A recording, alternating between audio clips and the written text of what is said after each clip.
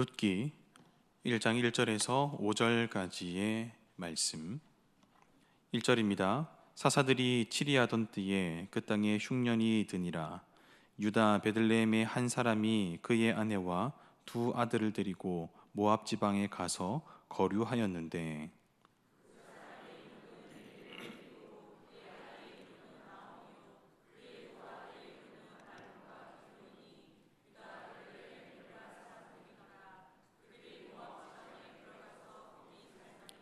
나오미의 남편 엘리멜렉이 죽고 나오미와 그의 두 아들이 남았으며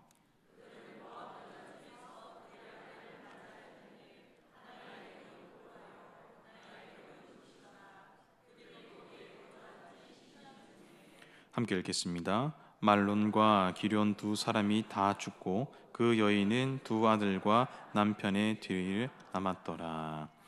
아멘.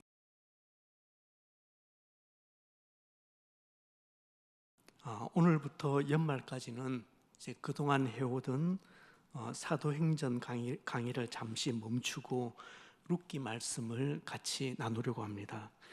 두 가지 이유 때문입니다. 첫 번째 이유는 커피 브레이크와 말씀 묵상을 홍보하기 위함입니다. 그래서 설교의 형식을 질문과 나눔이라는 커피 브레이크의 형식에 맞추어서 해보려고 합니다. 잘 될지는 모르겠지만 한번 변화를 시도를 해보려고 합니다. 물론 이 시간이 이제 성경 공부 시간이 아니기 때문에 말씀을 들으실 때 최대한 불편이 없도록 그 형식을 잘 조율을 해보겠습니다. 사실 이번 가을 커피 브레이크에는 이미 많은 성도님들이 참여했습니다. 그래서 굳이 홍보를 할 필요는 없지만 물 들어왔을 때 노저라고 해서 이 가을에 어울리는 커피 브레이크와 그리고 말씀 묵상을 우리 라브리는 큐티반으로 이렇게 제목이 나갔는데 큐티반보다는 저는 말씀 묵상이 더 좋은 것 같습니다. 그 말씀 묵상을 간접 홍보를 하려고 합니다. 그래서 제 설교에는 여러 커피 브레이크 리더들의 통찰력도 들어가 있다는 것을 먼저 알려드립니다. 그 룻기 말씀을, 룻기는 뭐 우리가 자주 살피는 본문이기도 한데 룻기 말씀을 들추어 보려고 하는 더 중요한 두 번째 이유는 룻기의 이야기가 오늘 이 땅을 살아가는 우리들의 삶을 너무나 담백하게 보여주기 때문입니다. 간혹 어떤 분들은 룻기 말씀을 애써 회피하려고 합니다. 너무 노골적으로 내 얘기를 하고 있다는 생각이 있기 때문에 그래요. 많이 불편하죠. 그래서 이 말씀을 꺼립니다. 직면 대신에 회피를 선택합니다. 그러나 고난과 아픔을 자기화하고 말씀을 통해서 내 아픔을 정면으로 바라보고 직면하고 끌어안지 않으면 온전한 치유 안 일어납니다. 룻기는 우리 각자의 참으로 곤고한 삶 가운데 찾아오셔서 텅 빈 우리 인생을 햇새드로, 그러니까 은혜와 인애로 가득 채우시는 하나님을 너무나 선명하게 발견할 수 있는 말씀입니다. 그런데 룻기 이렇게 말하면 벌써부터 그림이 다 그려지는 분들이 계실 겁니다. 룻기는 의외로 선입견 혹은 편견이 강한 성경이기도 합니다. 간략하게 여러분들께서 세 가지 편견을 좀 넘어서셨으면 좋겠습니다. 첫 번째, 룻기는 단순히 남녀의 사랑 이야기가 아닙니다. 룻기는 룻과 보아스라는 두 사람이 주인공입니다. 생각하지도 못한 장소에서 첫 만남을 가지게 되고 서로 끌리게 되고 결국 결혼해서 아이를 낳게 되는, 그래서 연애 소설처럼 읽혀지는 것이 사실입니다. 하지만 룻기는 피 끓는 두 남녀의 사랑 이야기가 아닙니다. 그보다 훨씬 더 심오한 내용을 담고 있습니다. 두 번째, 룻기는 효의 중요성을 강조하기 위해서 쓰여진 성경은 아닙니다. 룻기가 보편적으로 가장 많이 설교되는 시기는 5월입니다. 5월 가정의 달에 그래도 룻기가 가장 많이 설교가 될 겁니다. 특별히 시어머니들은 이 룻기를 얼마나 좋아하시는지 모릅니다. 룻이 그 시어머니 나오미에게 하는 그 언행을 보면서 끝없이 감동을 받습니다. 그러면서 며느리를 바라봅니다. 들었지, 봤지. 시어머니들은 목사님이 룻기를 1년 내내 강의를 하더라도 전혀 불평하지 않을 것 같습니다. 하지만 룻기는 효를 강조하는 홈 드라마가 아닙니다. 룻기는 시어머니한테 잘해야 한다, 어른들한테 효해야 한다, 그래야 복 받는다, 아쉽게도 그런 메시지를 주는 성경은 아닙니다. 물론 내가 룻기를 읽으면서 그렇게 적용을 해서 어른들을 잘 섬기는 것 가능합니다. 하지만 그 이야기를 하기 위해서 룻기가 기록된 것은 아닙니다. 룻기는 5월이 되면 약방의 감초처럼 등장해야 하는 효도 관광 코스가 아닙니다. 세 번째, 룻기는 여성운동을 위한 텍스트도 아닙니다. 룻기의 주인공들은 여성들입니다. 주연급 조연도, 그리고 조연도 여성입니다. 보아스를 제외한다면 여성 캐릭터에 의해서 전체 이야기가 끌려갑니다. 그러나 룻기는 여성의 정치, 경제, 사회, 문화적인 차별을 없애기 위해서 일하는 그 페미니스트들의 주장을 합리화시키기 위해서 쓰여진 성경은 아닙니다. 룻기는 그보다 좀 더 깊고 넓은 우리들의 인생 이야기, 하나님의 구속 이야기를 다루는 성경입니다. 1절에서 6절 말씀은 이 룻기 전체의 서론이고 배경입니다. 서론에서 가장 먼저 등장하는 것이 룻기의 시간적인 배경입니다. 사사들이 치리하던 때에 그 땅에 흉년이 드니라. 사사들이 치리하던 때에, 룻기는 가장 먼저 사사들이 치리하던 때라고 시대적 배경을 언급하면서 시작됩니다. 이스라엘 역사에서 영적으로 가장 어두웠던 두 시기가 있었습니다. 말씀드린 적이 있는데 여러분 언제인지 기억나시죠? 하나는 400년 침묵 시대입니다. 말라기 선지자의 시대가 끝나고 예수님 오시기, 마태복음이 열리기 전, 바로 그 전까지 앞 400년 시기, 정확하게 한 430년 되는 그 시기를 말합니다. 신학적으로는 신구약 중간 시대, 그렇게 말하기도 합니다. 그렇다면 왜 이 시기가 침묵 시대냐? 그 어떤 하나님의 말씀도 없었던 시대이기 때문에 그렇습니다. 성경도 하나도 안 쓰여지지 않았잖아요. 선지자를 통해서 하나님의 말씀이 전무했던 시대, 그래서 영적으로 너무도 어두웠던 시대가 이 400년 침묵 시대입니다. 여러분, 세상이 아무리 타락해도 하나님의 말씀이 있고, 내가 아무리 힘겨운 고난 중에 있다고 하더라도 내가 붙잡을 말씀이 아직까지 있다면 아직은 소망이 있는 겁니다. 그러나 하나님의 말씀이 사라지면 그때부터는 망할 세상이 되는 것입니다. 여러분, 각자의 심령 속에 말씀의 기근이 오지 않도록 기도하셔야 합니다. 하나님께서 나에게 말씀 주시기를 그냥 말씀을 듣는 것으로 끝나는 것이 아니라 하나님께서 나에게 들었던 말씀 가운데도 나에게 말씀 주시기를 열망하셔야 합니다. 내가 붙잡을 말씀이 있기를 여러분 간절히 소망하시길 바랍니다. 그냥 30-40분 설교 듣고 나갈 일이 아니라 이 말씀 가운데 내가 무슨 말씀을 붙잡아야 될 것인지 하나님 붙잡을 말씀을 주옵소서, 그렇게 간절히 소망하셔야 합니다. 그 때문에 여러분들은 목회자를 위해서 기도를 빠뜨리지 마셔야 합니다. 기도하실 때 말씀을 준비하는 종들에게, 교회 학교도 마찬가지입니다. 말씀을 준비하는 사역자들에게 하나님께서 풍성한 말씀을 주시길 위해서 반드시 기도를 해 주시길 바랍니다. 그런데 하나님께서 말씀을 주신다, 이 말을 조금 이제 곡해하시는 분들도 계시는 것 같아요. 하나님께서 우리 말씀의 종들에게 말씀을 주신다는 이 말은 제가 그냥 열심히 기도하면 그냥 주일 설교가 가능하도록 그 내용을 제 입에 담아주시는 것이 아닙니다. 제가 열심히 기도하면 설교 한 편이 자판기에서 커피 떨어지듯이 뚝딱 떨어지는 것 아닙니다. 주일 설교 한 편이 나오기 위해서 열심히 말씀을 묵상해야 하고, 이걸 또 어떻게 풀어나가야 할지 고민을 해야 하고, 또 관련된 여러 책들을 좀 읽어내야 하고, 또 원어가 내가 잘못 해석을 하고 있는 것은 아닌지 원어를 봐야 하고, 사전을 봐야 하고, 또 이 예화가 적합한지 아니면 저 예화가 더 적합한지 마지막까지 고민을 해야 합니다. 무엇보다 이 말씀 준비 과정과 설교의 능력이 나타나도록 계속 저 자신도 기도해야 합니다. 이런 모든 과정들을 통해서 설교 한 편이 잉태가 됩니다.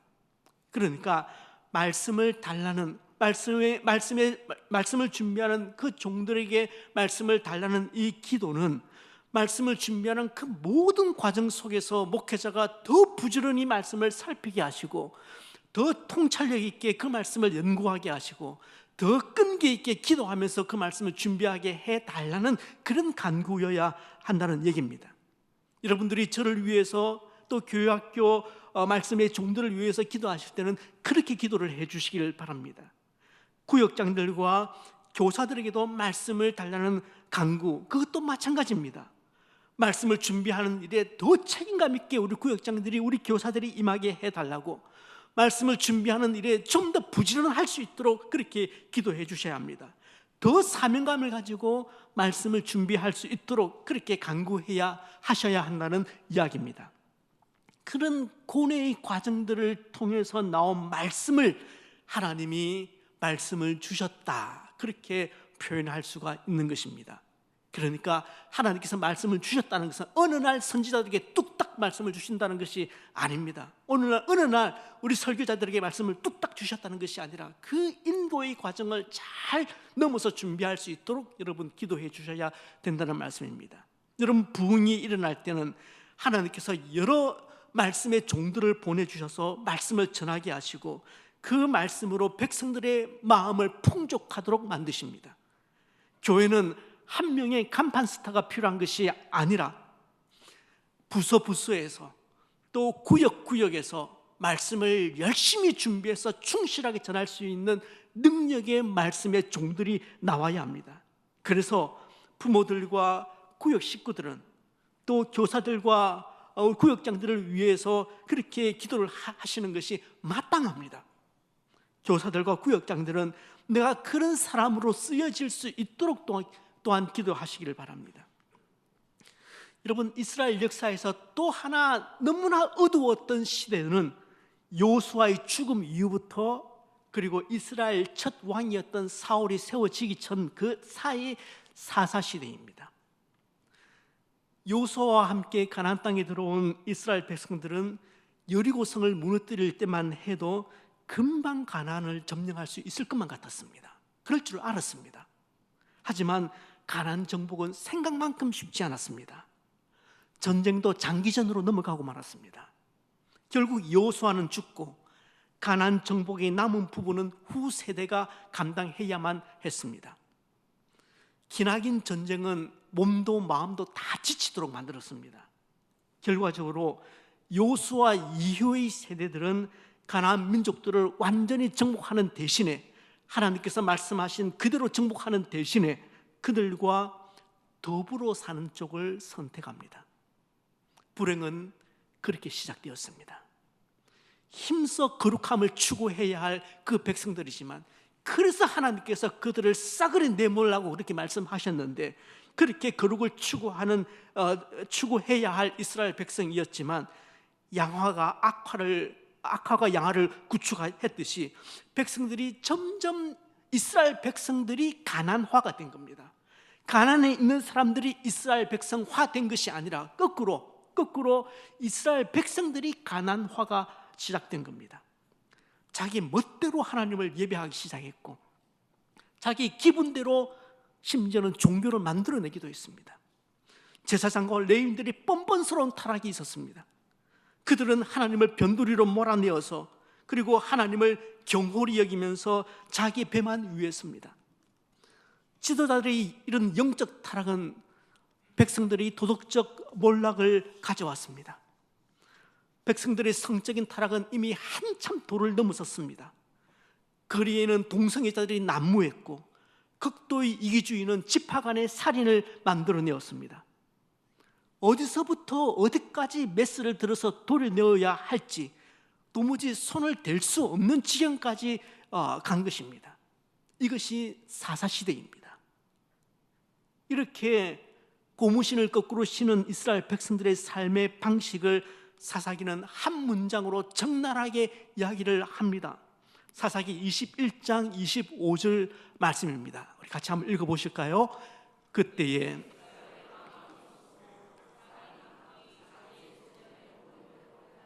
사사기 17장부터 21장까지 그 안에는 왕이 없다는 표현이 4번이나 등장합니다. 그러니까 그걸 강조를 하는 거죠. 왕이 없다는 말은 기준이 없다는 말입니다. 기준이 없으니까 사람들이 자기 멋대로 소견대로 살아가는 것입니다. 룻기의 시대적인 배경은 바로 이 시대입니다. 조금 더 정확하게 말씀을 드리면 룻기는 사사시대 초기에 있었던 일입니다. 마태복음 1장 5절 말씀을 따르면 살몬은 라합에게서 보아스를 낳고 라고 이야기를 합니다. 그러니까 룻기 2장에 보아스가 등장을 할 텐데 그 보아스는 그 유명한 기생 라합의 아들입니다. 이걸 너무나 상식적인 얘기인데 이 사실을 잘 모르시는 것 같아요. 여러분, 보아스는 기생 라합의 아들입니다. 여러분이 아시는 라합은 가나안 정복 전쟁 초기에 여호수아 2장에 등장합니다. 그렇다면 오늘 본문의 시대적인 배경은 그 라합의 아들이니까, 그 보아스와 룻이 맺어지니까 이 이야기는 사사시대 초기일 것이라는 그런 자연적인 추론이 가능합니다. 어쨌든 사사들이 치리하던 때라는 1장 1절의 그 앞에 짧은 문구 앞에서 우리는 벌써부터 불안함을 느끼게 됩니다. 시대적 배경이 사사들이 치리하던 때였다면 장소적인 배경은 유대 땅 베들레헴이었습니다. 1절의 그 땅은 유대 지역에 있었던 베들레헴 동네를 말합니다. 베들레헴은 예루살렘에서 한 4km 정도 떨어진 촌락입니다. 그러니까 우리가 베들레헴이라는 단어를 딱 들으면 자동적으로 예수님 고향 떠올립니다. 그러니까 어딘지 모르게 좀 근사한 동네라는 그런 뉘앙스를 가지고 있죠. 이 굉장히 신학적인 눈으로 이제 구약을 바라보는 것입니다.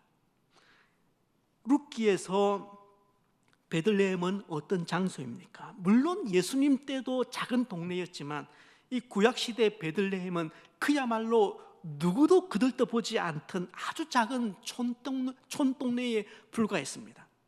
그런데 그 땅에 흉년이 들었다고 이야기를 합니다. 들판은 비어 있었고 논바닥은 흉측하게 쩍쩍 갈라져 있습니다. 타작틀에는 녹과 먼지만이 수북히 쌓여 있습니다. 극심한 흉년입니다.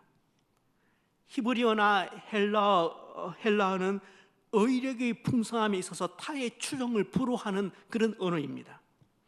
여기서는 흉년을 지칭하는 단어들 가운데서 가장 심각한 흉년을 의미할 때 사용되던 단어 라합가 사용되었습니다. 그러니까 라합이라는 이 흉년이라는 이 명사는 그냥 먹을 것이 조금 부족하다는 뜻이 아니라 먹을 것이 하나도 없는 상태를 의미할 때 그때 라합이라는 단어를 사용하는데 여기 이 단어가 사용되었습니다. 그러니까 현재 유대 땅 베들레헴의 상황은 조금 참아도 되는 수준, 견딜 수 있는 정도의 기근이 아닌 처절한 굶주림의 상태를 의미합니다.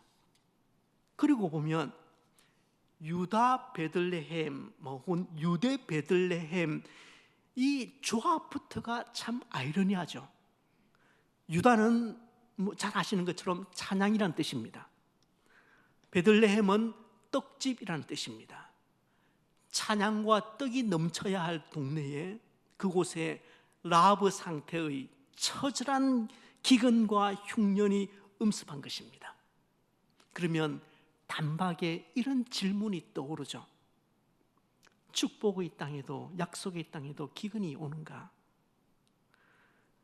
가나안은 젖과 꿀이 흐르는 땅이라고 그렇게 알고 있고, 그래서 이스라엘 백성들을 그 40년 광야 고생하면서 끄집어 왔는데 어떻게 그 약속의 땅, 젖과 꿀이 흐르는 땅에 기근이 온단 말인가? 예수 믿는 내 인생에 왜 이런 고난이 찾아오는가? 예수 믿으면 만사 형통한다고 하던데 왜 이런 시련을 내가 맞닥뜨려야 하는가? 이런 질문이 꼬리에 꼬리를 물 수 있습니다. 여러분은 이 질문을 어떻게 생각하십니까? 하나님께서 약속하신 축복의 땅에도 기근이 오는가? 첫 번째 말씀드리고 싶은 것은, 기본적으로 가나안은 젖과 꿀이 흐르는 땅은 아닙니다. 만약에 가나안이 젖과 꿀이 흐르는 땅이라면은 아브라함이 떠나왔던 갈대아 우르나 기근을 통해서 피해갔던 그 애굽은 천국입니다. 물론 사막과 비교하면 가나안은 젖과 꿀이 흐르는 땅일 수는 있겠습니다. 하지만 분명한 것은 가나안 땅은 그냥 씨만 뿌리면 열매를 거둘 수 있는 그런 땅 아닙니다. 전반적으로 이스라엘 땅은 아주 척박한 땅입니다. 산과 골짜기가 우리나라만큼 많습니다. 산과 골짜기가 많다는 말은 땅이 기본적으로 비옥하지 않다는 말입니다. 그리고 농사 짓기에는 상당히 부적합하다는 그런 얘기죠. 그건 상식이죠. 그런데도 왜 성경은 가나안을 약속의 땅이라고, 복된 땅이라고, 젖과 꿀이 흐르는 땅이라고 그런 수사적인 표현을 사용할까요? 그건 그 땅이 가진 성격 때문에 그렇습니다. 신명기 11장 11절에서 15절 말씀을 한번 읽어보시면요, 이 땅이 성격이 나오는데 우리 좀 길지만 우리 한 목소리를 한번 읽어보십시다. 너희가 건너가서 차지할 땅은 산과 골짜기가 있어서 하늘에서 내리는 비를 흡수하는 땅이요, 내 하나님 여호와께서 돌보아 주시는 땅이라. 연초부터 연말까지 내 하나님 여호와의 눈이 항상 그 위에 있느니라. 내가 오늘 너희에게 명하는 내 명령을 너희가 만일 청종하고 너희 하나님 여호와를 사랑하여 마음을 다하고 뜻을 다하여 섬기면 여호와께서 너희 땅에 이른 비 늦은 비를 적당한 때에 내리시리니 너희가 곡식과 포도주와 기름을 얻을 것이요, 또 가축을 위하여 내가 먹고 배부를 것이라. 여러분, 가나안 땅은 좀 특별한 땅입니다. 가나안 땅과 그 땅에서의 삶은 하나님의 말씀에 철저히 순종할 때만 온전히 누릴 수 있는 땅입니다. 그냥 순종하지 않고 퍼질러 자도 땅이 곡식을 내는 땅 아닙니다. 가나안 땅은 말씀드린 것처럼 하나님의 말씀에 철저히 순종할 때만 온전히 누릴 수 있는 땅입니다. 그 땅은 철저하게 하나님의 돌보심을 믿고 어린아이처럼 하나님을 의지하고 하나님께 순종할 때에 젖과 꿀이 흐르는 땅이란 말입니다. 하나님이 약속하신 땅에도 기근이 옵니까? 이 질문은 우리 인생이 던지는 심오한 질문입니다. 이 질문에 대한 두 번째 대답은, 약속의 땅에도 기근은 옵니다. 내가 하나님 섬기기로 했는데 그 과정에서 내가 포기한 것이 얼마나 많은데 왜 이런 기근을 만나야 합니까? 내가 하나님 잘 섬긴다고 생각을 했는데 왜 난 지금까지도 이렇게 먹고 살기 위해서 처절하게 몸부림을 쳐야 합니까? 세상 명예도 뒤로 하고 하나님을 선택했는데 왜 이런 고달픔의 연속입니까? 아무리 질문을 해봐도 그 이유를 모릅니다. 그러나 분명한 것은 흉년은 약속의 땅에도 찾아온다는 것입니다.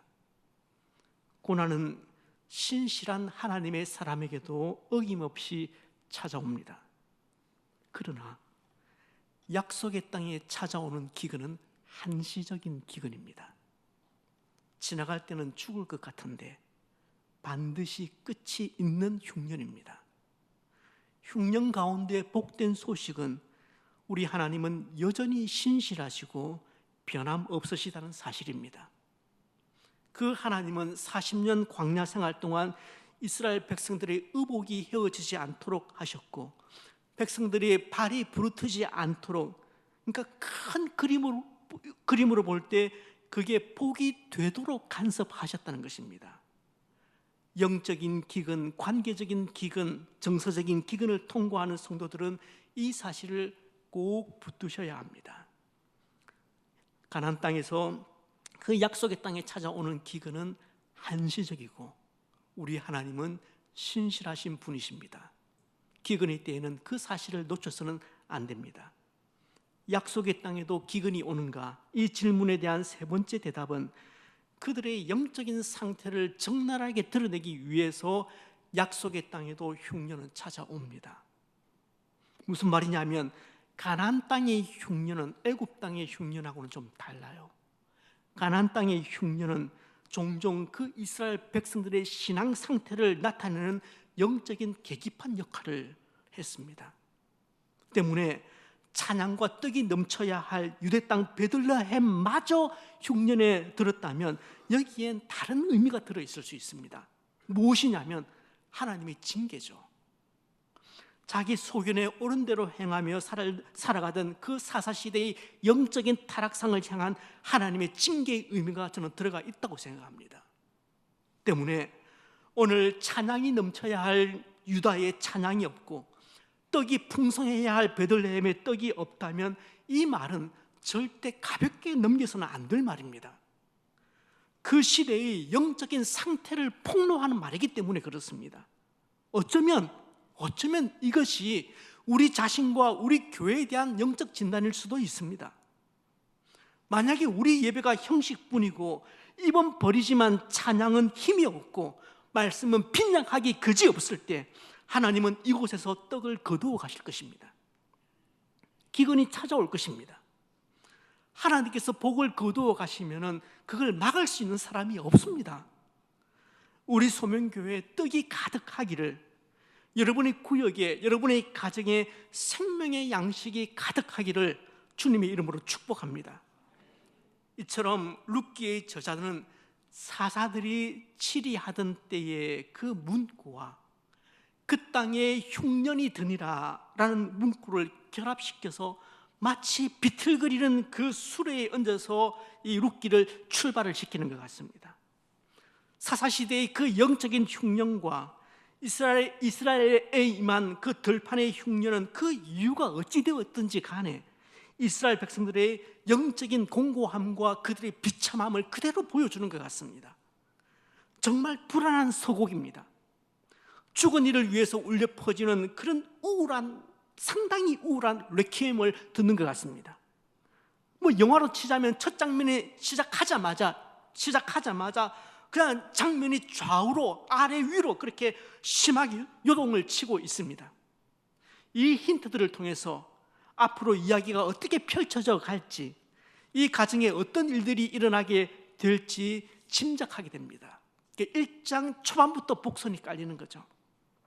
자, 이런 기근이 올 때 이제 이 밭에 소출이 사라지니까 나오미 가정의 삶도, 저는 엘리멜렉 가정이라고 말하지 않겠습니다. 엘리멜렉은 남편이기는 하지만 존재감이 제로예요. 그래서 저는 나오미 가정이라고 표현을 하겠습니다. 이 나오미 가정의 삶도 금방 피폐해졌고 그 광은 비어갔습니다. 그들은 이미 이스라엘 들판을 떠나가신 하나님의 뒷모습을 보았는지도 모르겠습니다. 마침내 마지막 남은 곡식마저 털어냈을 때 나오미 가족은 멀리 푸른 벌판 모압 지역을 넘겨다보고 있었습니다. 그것은 조상들이 절대 넘겨보아서는 안 된다고 신신당부를 하던 그런 장소였습니다. 여러분, 모압하면 생각나는 사건이 있을 겁니다. 아브라함의 조카 롯입니다. 소돔과 고모라가 멸망한 다음에 롯의 아내는 그렇게 도망쳐 나오다가 소금 기둥이 되었습니다. 이 롯은 두 딸과 함께 살아갑니다. 두 딸은 자녀를 가지고 싶어 합니다. 그녀들이 짜낸 방법은 아버지에게 술을 먹이고 아버지와 동침하는 것이었습니다.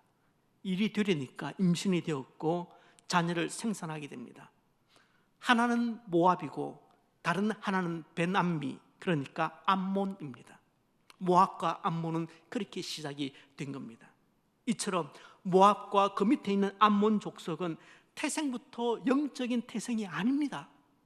그들은 육적인 삶을 살아가던 사람들의 대명사입니다.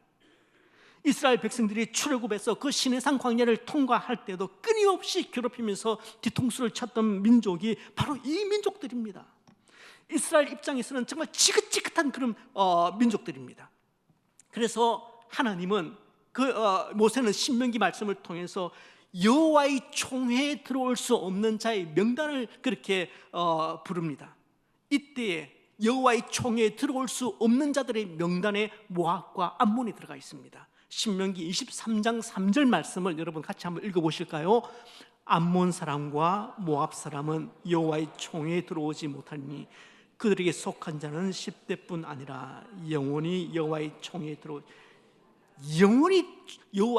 들어오지 못하리라. 모압은 조상들이 그 땅은 절대 넘겨다보지 말라고 가르치던, 약속을 함께 이호흡으로 나누지 못할 그런 족속이 거하던 그런 땅이었습니다. 하나님이 이스라엘 백성들에게 그쪽으로 시선을 두지 말라고 했다면 이유가 있는 겁니다. 하지만 나오미 가정은 모압 땅으로부터 불어오는 풍요의 곡신 냄새를 뿌리칠 수가 없었습니다. 살 굶으면 담 넘을 수밖에 없잖아요. 어쩌면 그곳에서 새로운 삶을 시작할 수 있을 것이다, 다부지게 마음을 먹었을 것입니다. 결국 그들은 베들레헴에서 한 80km 떨어져 있는 모압행 티켓 4장을 끊습니다. 그렇게 모압에 도착한 가족은 그 땅에서 거류하게 됩니다. 여기 거류라는 말은 잠깐 폭우를 피할 목적으로 모압에 머물렀다라는 그것을 의미합니다. 잠깐 머무르겠다, 그 얘기입니다. 모압 땅에 눌러 앉겠다, 그 얘기가 아니라 큰 비 끝이면, 이 비 지나가면, 이 태풍 지나가면, 이 폭우 지나가면 머지않아 다시 고향 돌아가겠다, 그 의미입니다. 그러나 사람 일이 자기 마음먹은 대로 다 되나요? 그들의 거류는 얼마간 기근을 피하는 것으로 끝나지 않았습니다.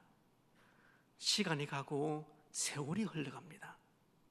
이제 그들은 모압 들판에서 자란 그 곡식들로 배를 불리고 있습니다. 모압에서 집을 넓혔고 급기야 모압 여인들을 며느리로 들였습니다. 처음에는 관광비자, 유학비자 받아서 그렇게 이민 갔는데 살다 보니까 영주권 신청하고 시민권 신청하게 되었다는 말입니다. 2절 하반부를 보시면 거기 살더니라는 표현이 납니다. 이 말씀은 그곳에 정착을 했다는 얘기입니다.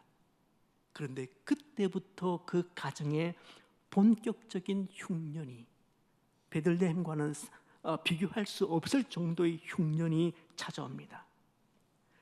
거기 살더니라는 말로 2절 말씀이 마쳤는데 3절을 보니까 곧바로 죽음 이야기가 나옵니다. 가장인 엘리멜렉이 죽는 겁니다. 여기 우리말 성경에는 한 단어가 빠져 있습니다. 어떤 단어가 빠져 있냐면 그때라는 단어가 빠져 있습니다. 거기 살더니 그때에 나오미의 남편 엘리멜렉이 죽고 라고 얘기를 합니다. 그때에 거기 살기로 마음먹은 그때에 엘리멜렉이 죽은 것입니다.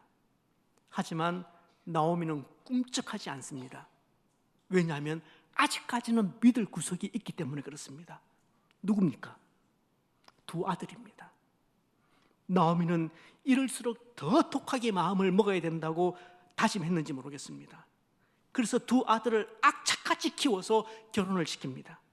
하지만 불과 2절 뒤에 2 아들 말론과 기론은 죽음을 맞이합니다.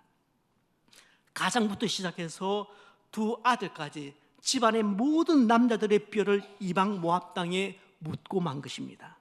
억장이 무너지죠. 기가 찰 노릇이죠. 10년 이민 생활에 남편 죽고 2 아들 죽고 자신과 이방인 며느리 둘만 달랑 남았습니다. 망해도 어떻게 이렇게 철저하게 망할 수 있을까? 그런 생각이 들 정도입니다. 이 가정의 모압 드림은 이렇게 처참하게 끝나고 말았습니다. 하나님의 사람들이 하나님께서 하시지 않는 장소에 가 있을 때, 죄악된 장소에 가 있을 때, 그리고 결국 그 땅에 만족하며 살아갈 때 그 결과가 어떻게 드러나고 있는지를 여러분 보십시오. 모압 지방에 가서 거류하였는데, 모압 지방에 들어가서 거기 살더니 나오미의 남편 엘리멜렉이 죽고 말론과 기럨 두 사람이 다 죽고 사태가 점점 더 심각해져 가고 있지 않습니까?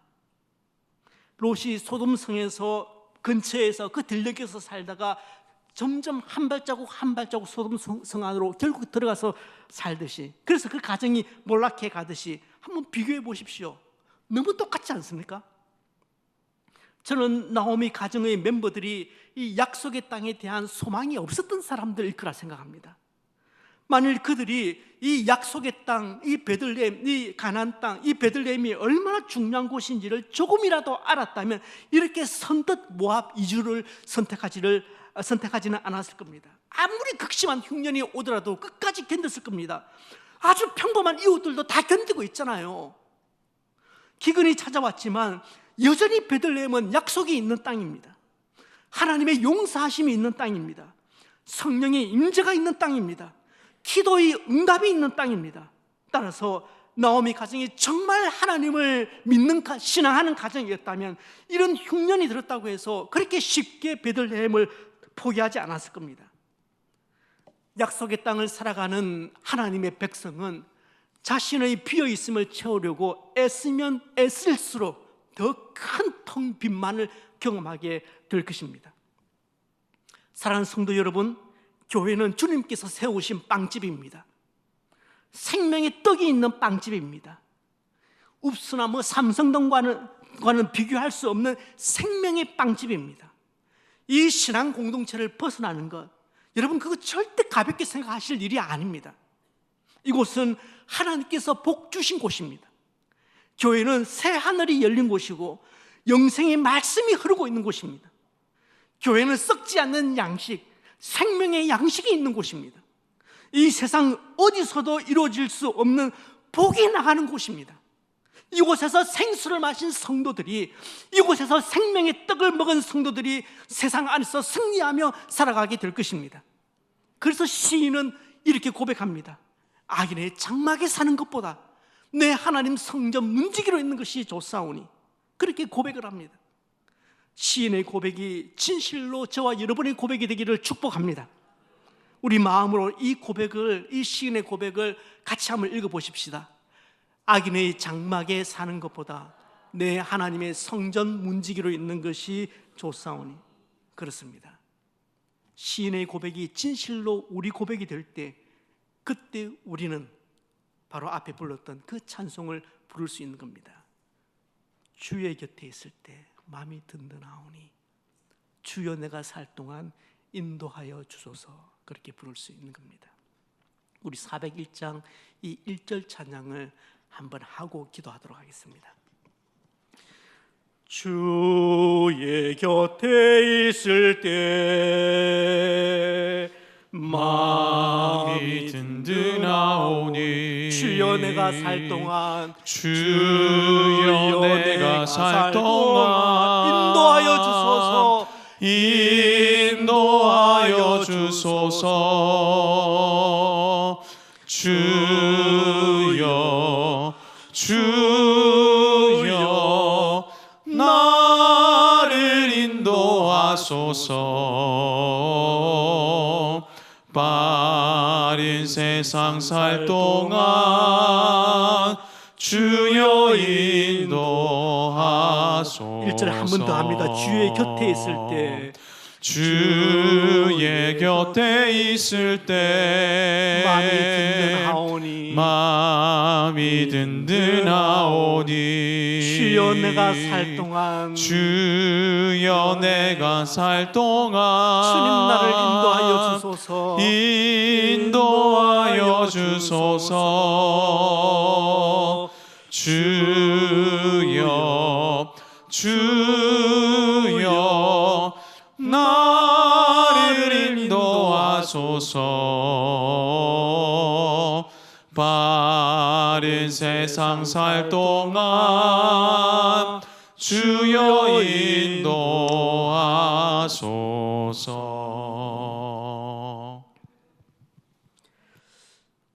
약속의 땅을 떠나서 살아가는 것은, 그 약속의 땅을 떠나서 하나님의 백성은 그렇게 자신이 비어 있음을 채우려고 하면 할수록 더 텅 빈 체험, 그 체험만 하게 될 것입니다.